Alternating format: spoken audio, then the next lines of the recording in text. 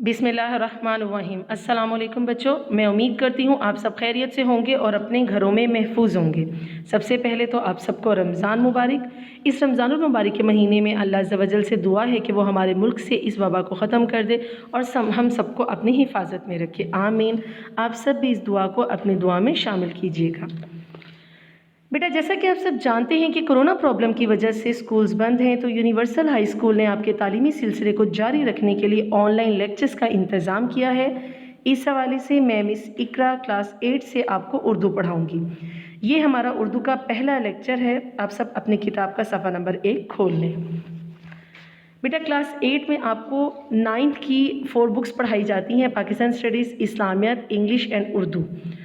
तो उर्दू में आपको हर चैप्टर से पहले जो मुसन्निफ़ है, यानी कि जो आपका राइटर है, उसके बारे में तारुफ़ दिया जाता है। जैसे कि आपका 8 क्लास का उर्दू में जो चैप्टर 1 है हिजरत नबी सल्लल्लाहु अलैहि वसल्लम, तो इसके जो राइटर हैं वो है मौलाना शिबली नुमानी रहमतुल्लाह अलैह। ये इसके मुसन्निफ़ हैं और इनका तारुफ़ इस चैप्टर से पहले बयान किया गया और आज के लेक्चर में हमने तारुफ़ ही पढ़ना है।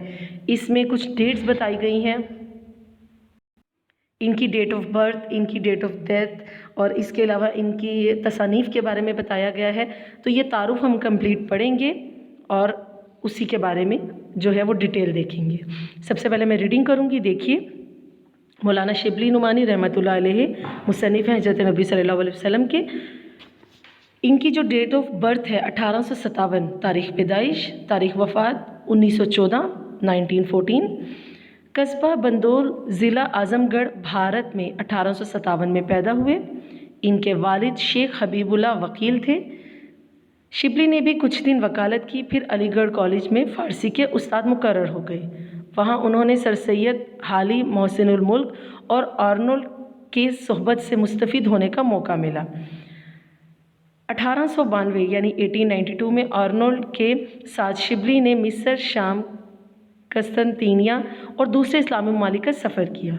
सर सैयद की वफ़ात 1898 के बाद 1898 के बाद अलीगढ़ कॉलेज से इस्तीफ़ा देकर आज़मगढ़ चले गए। फिर हैदराबाद दक्कन के दायरतुल मारिफ की निज़ामत का ओहदा संभाला। इसी दौरान में इनकी कोशिश से लखनऊ में नदवतुल उलमा का क़याम अमल में आया।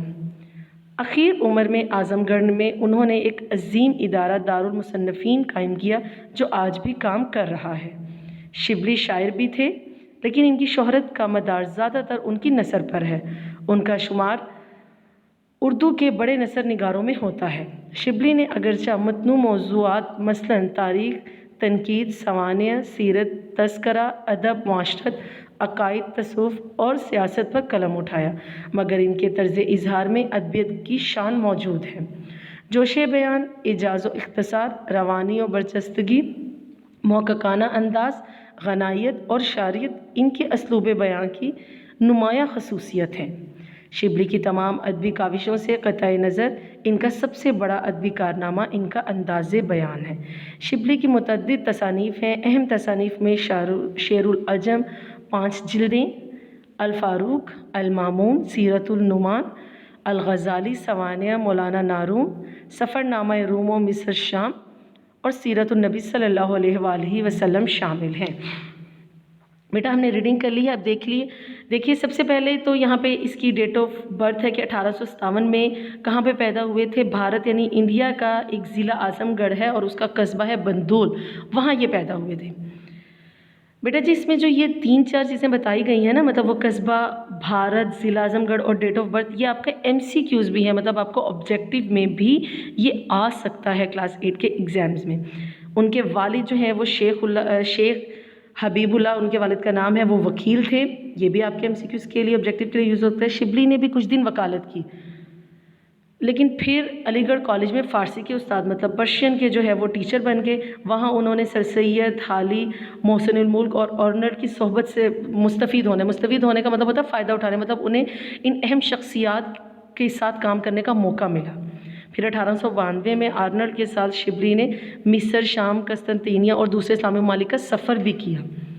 सर सैयद की वफ़ात यहाँ पे سر سید کی وفات کا ذکر ہے 1898، یہ بھی ایک MCQs ہے کہ بعد انہوں نے علی گڑھ کالج سے استعفیٰ دے دیا اور اعظم گڑھ چلے گئے. پھر حیدرآباد دکن کے دائرۃ المعارف کی نظامت کا مطلب مینجمنٹ کا جو ہے انہوں نے وہ عہدہ سنبھالا، وہاں پر وہ نظامت کا انہیں عہدہ مل گیا. اور اسی دوران ان کی کوشش سے لکھنؤ جو ہے وہاں پر ندوۃ العلماء کا قیام عمل میں آیا. یہ بھی آپ کا MCQs ہے. اخیر عمر کا مطلب ہوتا ہے عمر کا آخری حصہ.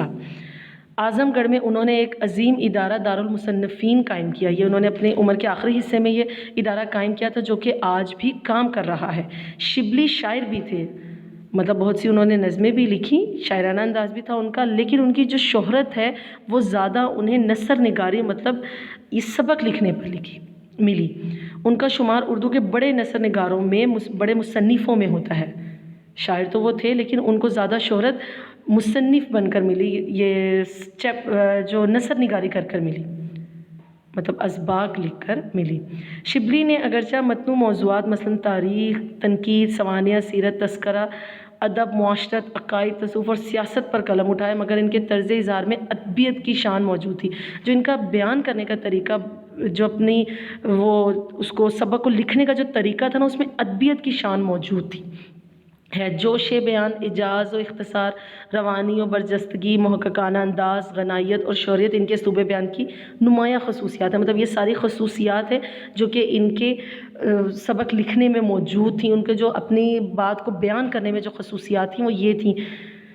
اس کے بعد شبلی کی تمام ادبی کاوشوں سے قطع نظر ان کا سب سے بڑا ادبی کارنامہ ان کا انداز بیان ہے. مطلب ساری ان کی کاوشوں سے الگ بھی اگر ہم دیکھیں تو ان کا جو انداز بیان ہے وہ بہت خوبصورت تھا.